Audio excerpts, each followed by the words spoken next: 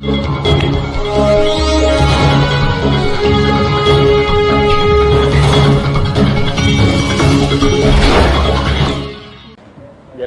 रूप से मेरी बातचीत हुई है, लेकिन आज सामूहिक रूप से आप सबको इस विषय पर बातचीत करने के लिए आमंत्रित किया है।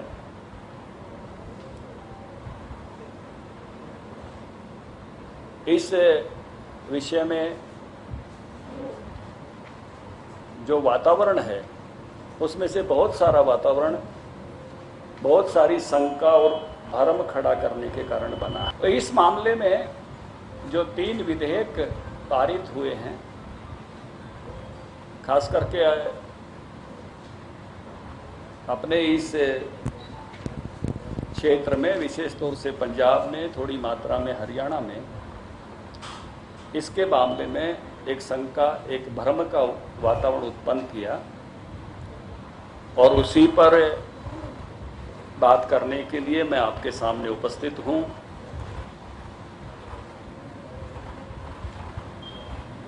मैं कहूंगा कि जो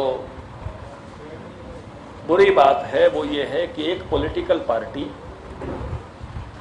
जो पंजाब में शासन में है, हरियाणा में प्रमुख विपक्षी दल है, देश में विपक्षी दल है, उसने ही अपने घोषणा पत्र को एक तरफ करते हुए, अपने पुराने भाषणों को दरकिनार करते हुए, अपने द्वारा बनाई गई कमेटियों की रिपोर्ट को दरकिनार करते हुए इनका विरोध करना शुरू किया है। ऐसे लोगों को अपने बनाए हुए कानूनों का भी, क्योंकि खुद कैप्टन साहब तो 2017 में इस प्रकार का नियम, इस प्रकार के कानून बना चुके हैं। कांग्रेस पार्टी ने अपने चुनाव में जो घोषणा पत्र, वही ज्यादा अच्छा रहेगा, सबके माइक लगे हुए हैं, ये उसमें लिखा है। इसी प्रकार से इन्होंने एक कमेटी बनाई थी मुख्यमंत्रियों की, हुड्डा साहब उसके मुखिया थे, मनमोहन सिंह जी को उसकी रिपोर्ट सौंपी थी। ये वो बड़ा प्यारा सा फोटोग्राफ है जो रिपोर्ट उन्होंने सौंपी थी, और ये कमेटी का 20 नंबर पेज है जिसको कोट में आपके सामने कर रहा हूं। उसका पैराग्राफ नंबर 5.13 है, जिसमें वो लिखते हैं, the market of agriculture produce must be immediately freed of all sorts of restrictions on movement, trading, stocking, finance, exports, etc. No monopoly, including that of APMC or corporate license, should be allowed to restrict the market. The concept of farmer market, where farmers can freely sell the consumers directly, must be promoted. The use of essential commodity act should be made only in the times of emergency, and it must be decided to जो है in the consultation with the state governments. ये उन्होंने भी, ये Hooda committee की report है, यही बात इन्होंने यहां कही है। पहली बात तो ये है कि ये लोग विचार बदलू लोग हैं। ये केवल दशकों तक परिवर्तन की बातें करते रहे, इन्होंने परिवर्तन किए नहीं। ये इनकी फितरत है। 50% प्रॉफिट के साथ फसलों के दाम दिए जाएं, ये किसानों की बहुत पुरानी मांग थी, लेकिन किसानों के बारे में जो सुधार होने शुरू हुए, वो जब अटल बिहारी वाजपेयी जी प्रधानमंत्री थे तो उन्होंने किसान क्रेडिट कार्ड दिया और इंटरेस्ट रेट 18 से 9% पे लेके आए।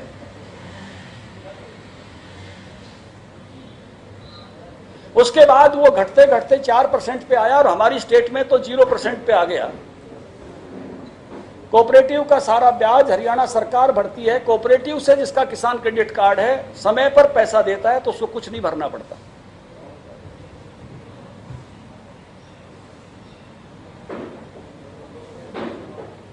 अटल बिहारी वाजपेयी जी ने ही बड़े बदलाव के लिए किसान आयोग बनाया था। सोमपाल शास्त्री उसके चेयरमैन बनाए थे। हमारी सरकार दोबारा नहीं आई। कांग्रेस पार्टी ने अपना एक कमीशन बनाया, स्वामीनाथन, एमएस स्वामीनाथन साहब की लीडरशिप में। और स्वामीनाथन साहब बड़े अच्छे आदमी थे। उन्होंने अपनी रिपोर्ट सौंपी और उस रिपोर्ट के बाद भी कांग्रेस पार्टी 6 साल सत्ता में रही। उन्होंने उस रिपोर्ट को इंप्लीमेंट नहीं किया। ठंडे बस्ते में काम डालने का काम स्वामीनाथन रिपोर्ट को कांग्रेस ने करके रखा। उसी पर जब प्रेशर पड़ा तो हुड्डा कमेटी की रिपोर्ट बनाई थी, वो कमेटी की रिपोर्ट भी इंप्लीमेंट नहीं की। हुड्डा कमेटी की रिपोर्ट की सबसे प्रमुख सिफारिश थी कि कंपनसेशन 6 से 10 हजार रुपए किया जाएगा। हुड्डा साहब उसको भी इंप्लीमेंट नहीं करके गए। तो कांग्रेस पार्टी का चाहे ऊपर का व्यवहार हो चाहे यहां का व्यवहार हो, मैं तुलनात्मक दृष्टि से भी देखता हूं। पंजाब में कांग्रेस पार्टी का शासन है, किसानों को कंपनसेशन 8,000, हरियाणा में 12,000। वहां गन्ने का भाव 310, यहां गन्ने का भाव 340। एक भी पैसा बकाया नहीं रहता। फसल बीमा इंप्लीमेंट कर यहां 2600 करोड़ रुपया किसानों को दे चुके हैं, वहां फसल बीमे की इंप्लीमेंटेशन नहीं। अनेक मामलों में अपने किसानों को पीछे रखना यह कांग्रेस की फितरत रही है। और अब कांग्रेस जब किसानों के पक्ष में कुछ सुधार आए हैं तो उसके बारे में भ्रम फैलाकर राजनीति कर रही है। पहला भ्रम फैलाने का काम किया कि इससे मंडी टूट जाएगी और एमएसपी नहीं रहेगा। यह कोरी झूठ है। एमएसपी भी रहेगा और मंडी भी रहेगी। खरीद ज्यों की त्यों होगी। ये जो 3 अध्यादेश हैं, ये पूरे सिस्टम के विकल्प के रूप में नहीं है। ये एक थोड़े से डायरेक्ट मार्केटिंग करने वाले किसानों के लिए वैकल्पिक व्यवस्था है। लेकिन उन्होंने प्रोजेक्शन इस तरह की कि ये पूरे का विकल्प बन जाएंगे और एक झूठा बोलकर एक आंदोलन खड़ा करने का काम किया। मैं आपके माध्यम से किसान भाइयों को ये संदेश देना चाहता हूं कि अक्टूबर का माह खरीफ की फसलों के खरीद का माह है। 1 अक्टूबर से खरीद प्रारंभ होती है। हरियाणा में भी होगी, पंजाब में भी होगी। इन्होंने जानबूझकर 25 सितंबर का कार्यक्रम रखा है। अगर ये 25 अक्टूबर रखते तो इनके कार्यक्रम में कोई नहीं आता, क्योंकि 31 अक्टूबर तक तो अधिकांश खरीद हो जाती है, जिसका मेजर हिस्सा 25 अक्टूबर तक खरीद में आ जाता है। क्योंकि उस समय इनकी झूठ की पोल खुल जाती है। इसलिए मंडी व्यवस्था जो की त्यों है, एमएसपी जो का त्यों है। रबी की फसलों के एमएसपी घोषित कर दिए गए हैं और मोदी शासन आने के बाद 500 से लेकर 5,000 तक अलग अलग फसलों के एमएसपी के दाम बढ़े हैं। तो ये पहला विषय आपके माध्यम से मैं यही अपील करना चाहता हूं कि जो कांग्रेस ने भ्रम फैलाया है, किसान भाइयों, जब खरीद होगी तो आपको भी लगेगा कि ये लोग झूठ बोल रहे थे और झूठ के आधार पर एक आंदोलन खड़ा कर रहे थे। आपके अनाजों की पिछली तरह से ही खरीद होगी। दूसरी बात, अब इनको लगा कि खरीद हो जाएगी तो झूठ को कैसे छुपाओगे, तो उन्होंने एक नया शब्द इस्तेमाल किया, होड़े होड़े करेंगे।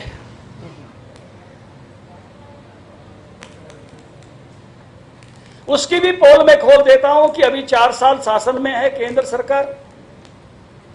हरियाणा में भी हम 4 साल हैं। 8 फसलों की खरीद तो हमने ही करनी है। आप में से सब पत्रकार साथी भी युवा हैं। उसी प्रकार से आप फसलों की खरीद होते हुए देखेंगे जैसे पहले होती रही है। उसमें कोई परिवर्तन होने वाला नहीं है। केवल और केवल किसी बात का पर्दाफाश होगा तो कांग्रेस की झूठ का होगा। और आने वाले समय में भी कमिटमेंट है कि एमएसपी, क्योंकि हमको मालूम है कि अभी अधिकतम किसान वो मंडी जाता है और एमएसपी पर अपनी फसल बेचता है। डायरेक्ट मार्केटिंग करने वाले मैं पूरे हरियाणा में देखता हूं तो लगभग 1 लाख के आसपास किसान हैं, 82,000 एफपीओज में जुड़े हैं, 25 से 1,000 हमारे प्रगतिशील किसान हैं। अन्य राज्यों की स्थितियां भी ऐसी ही हैं, अभी उनकी संख्या कम है, लेकिन उनको एक रास्ता दिया गया है, उस रास्ते का विरोध नहीं करना चाहिए, वो उनकी सुविधा के लिए है। डायरेक्ट किसान मार्केट बन रही हैं, किसान डायरेक्ट बेच रहे हैं, सड़कों पर अपना सामान बेच रहे हैं, ट्रॉली में भरकर बेच रहे हैं, लोगों से एग्रीमेंट करके बेच रहे हैं, ये उनकी सुविधा के लिए है। और ये एग्रीमेंट भी बहुत ही जो उसके नियम हैं, मैं कहूँगा कि प्रो फार्मर्स हैं, किसानों का ध्यान रखते हुए बनाए हुए हैं।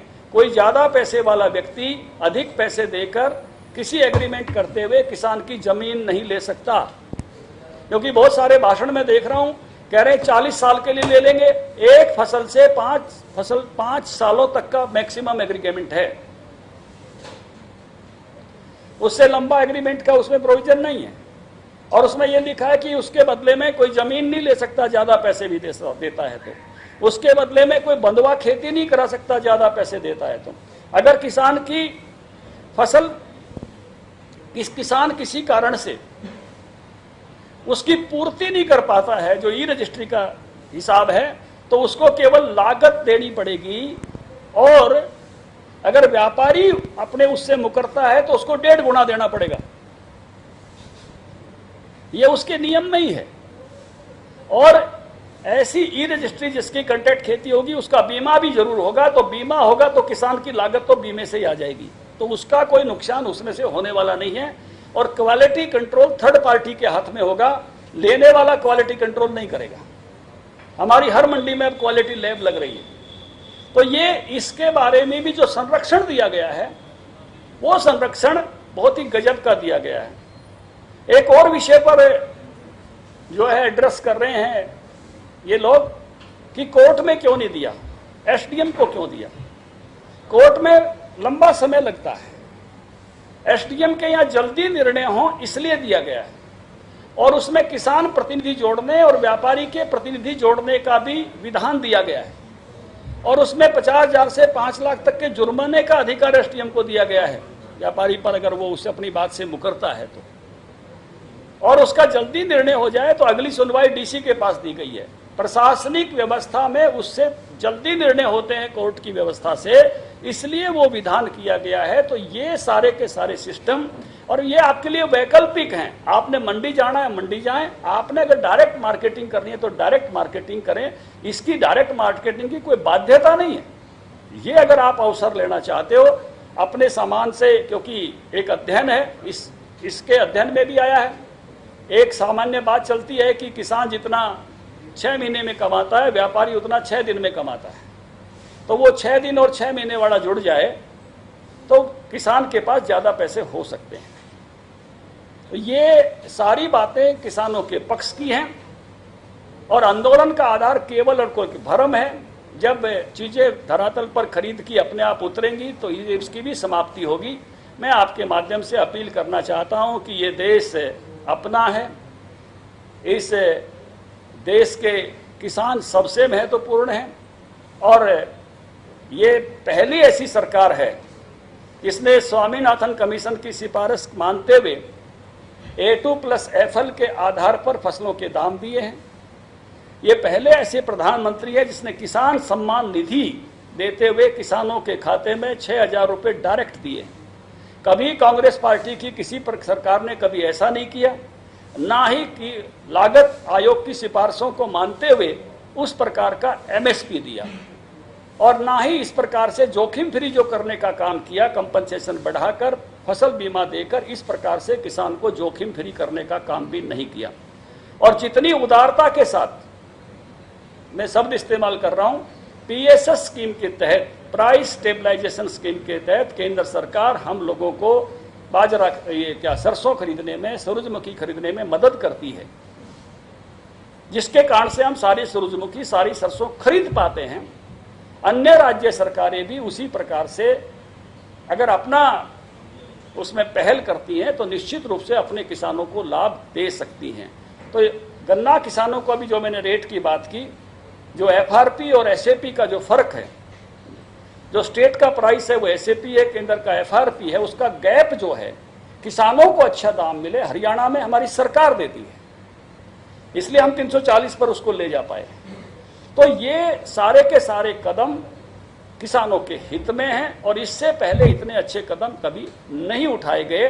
और ये जो अभी का कदम उठाया है ये भी प्रगतिशील एफपीओज फार्मर्स के हक में है और सामान्य किसान के लिए भी एक विकल्प है, चाहे तो ले सकता है, नहीं तो मंडी की व्यवस्था वैसे की वैसी जारी रहेगी। ये बातचीत आज आप तक के माध्यम से सभी किसानों तक, सभी लोगों तक पहुंचाने के लिए मैं आपके बीच में उपस्थित हुआ हूं। आपके कोई सवाल है तो पूछिए। कल भारत बंद का आह्वान किया कुछ संगठनों ने, तो क्या आप कहेंगे उसमें किसान संगठन है, कुछ और लोग हैं, क्या रिएक्शन आपका है, क्या तैयारी सरकार के लिए? देखिए, मेरी अपील यही है कि आप खरीद के लिए कह रहे हैं, मैं कह रहा हूं कि खरीद 1 अक्टूबर से 31 अक्टूबर तक सारे इलाकों में जहां होती है सब जगह होगी, इसलिए आप धैर्य के साथ खरीद की जो है प्रतीक्षा करें, उसी तरह से होने वाली है। हमने हरियाणा में तो अपने पार्टी पदाधिकारियों की ड्यूटी लगाई है, मार्केट कमेटी के जो हमारे चेयरमैन वाइस चेयरमैन थे उनकी ड्यूटी लगाई है, और उसके साथ साथ हमने सरकार से भी आग्रह किया है, मुख्यमंत्री जी से, कि आप बड़े अधिकारियों की ड्यूटी लगाएं कि बाजरे और धान का एक एक दाना खरीदा जाए। जो व्यापारी भाइयों की शंका थी उसमें भी हमने कपास और बासमती की जो है वो मार्केट फीस कम कर दी है, क्योंकि सरकारी जो खरीद होती है उस पर तो मार्केट फीस परचेजर देता है, केंद्र सरकार से हमको एक आमदनी होती है, लेकिन जो यहाँ के परचेजर ने देनी है उसको हमने आधा % करके 1% कर दिया है। तो अपनी आमदनी को भी कम करने में, जिससे कि व्यापारी भाइयों की भी जो मांग थी वो पूरी की, उनको उसी प्रकार से सुविधा हो, क्योंकि इन्हीं फसलों पर जिन पर हमने कम की है उनकी मार्केट फीस बाहर शून्य हो गई है।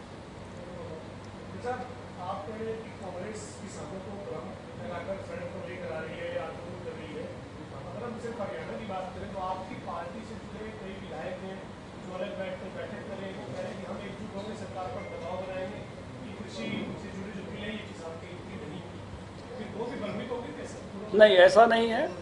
देखिए, आज सुबह ही परमेंद्र ढुल जी, बलवान सिंह दौलतपुरिया दोनों मेरे साथ थे नाश्ते पर, और उन्होंने इस विषय पर, सारे विषयों पर मेरे से बात की है, और वो पूरी तरह से इस बात से सहमत हैं कि ये जो विधेयक हैं ये किसानों के भले में है। और खरीद, जैसे मैं कह रहा हूँ कि आप खरीद होगी, आप भी मंडियों में जाएं, मैंने आग्रह किया है उनसे, और खरीद अच्छे से हो इसकी देखरेख करें। तो क्या ये जो नियुक्तियां होंगी उस संबंध में भी आपसे कोई चर्चा करने आए थे, बोर्ड निगमों में, या कोई और मामला है? देखिए, राजनीति में चर्चा सारी की सारी मीडिया में हम पहले नहीं बताते हैं, कुछ चर्चाएं होने के बाद बताते हैं। इकट्ठा होने की क्या बात आ गई? हाँ, आज जो है मुख्य विषय जिस पर चर्चा है उस पर आपका कोई और विषय है तो जरूर आप बताइए। जाम वगैरह का है, रास्ते जाम करेंगे नेशनल हाईवे, कोई पार्टी के कार्यकर्ताओं को दिशा निर्देश है आपकी तरफ से, क्या करेंगे? नहीं, पार्टी के कार्यकर्ताओं को तो एक ही दिशा निर्देश है कि अधिक से अधिक किसानों के बीच में जाएं और इन अध्यादेशों की जो जानकारी है वो अधिक से अधिक नीचे तक सब लोगों तक पहुंचाएं कि अध्यादेश किस प्रकार से, जो अभी बिल कानून बन गए हैं, ये किस प्रकार से हमारे किसान भाइयों के हक में है।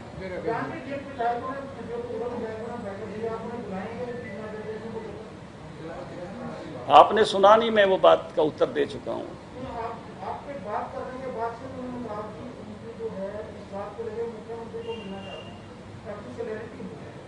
मैं बता रहा हूँ ना, मेरे साथ उनकी मुलाकात हुई, उसकी बातचीत मैंने आपके सामने रखी।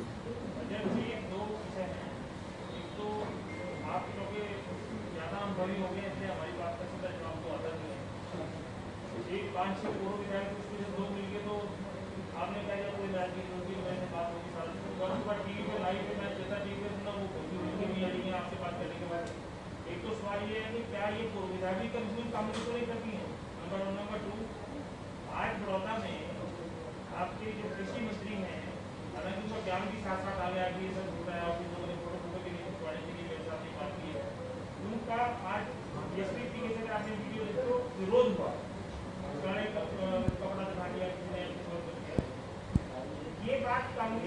कांग्रेसियों को अगर बाहर भी कर दिया जाए, जो आप पहले तो केवल और केवल कांग्रेस धर्म बता दिया, जिनके विषय में ये आपने इतना बड़ा कानून बनाया पूरे देश में, कि ये ज्यादा पंजाब और हरियाणा के कांग्रेसी को छोड़कर किसान ही क्यों विरोध कर रहे हैं? देखिए, किसान के रूप में भी जो आए थे वो आपने देख लिए थे, फोटो आ गई थी, किस किस के साथ फोटो थी, सबकी फोटो आ जाएगी जब वोट पहचाने जाएंगे।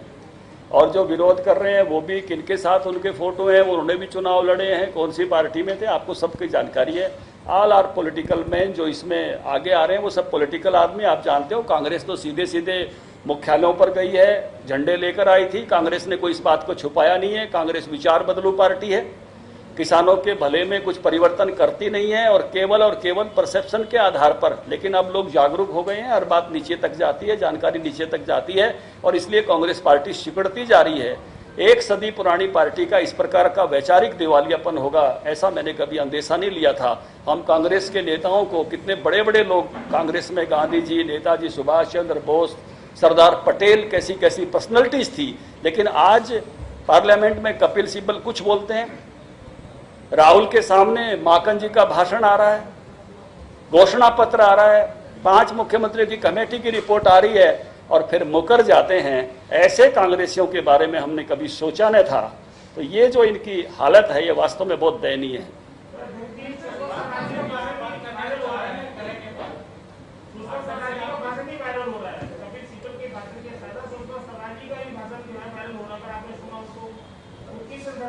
एक बार कपिल सिब्बल जी का भाषण ध्यान से सुन लीजिए, एक पॉइंट टू पॉइंट। माकन जी का भी पॉइंट टू पॉइंट सुन लीजिए। और घोषणा पत्र मैंने आपको दिखा दिया है। हुड्डा कमेटी की रिपोर्ट का पैरा नंबर 5.13 20 पेज पर दिखा दिया है। मुझे लगता है कि आपके माध्यम से बहुत अच्छी जानकारी ये जाएगी और निश्चित रूप से किसानों तक ठीक बात पहुंचेगी, लोगों तक ठीक बात पहुंचेगी। मीडिया ने जैसे कोरोना में बहुत अच्छी भूमिका निभाई है, मुझे लगता है कि इस सत्य को पहुंचाने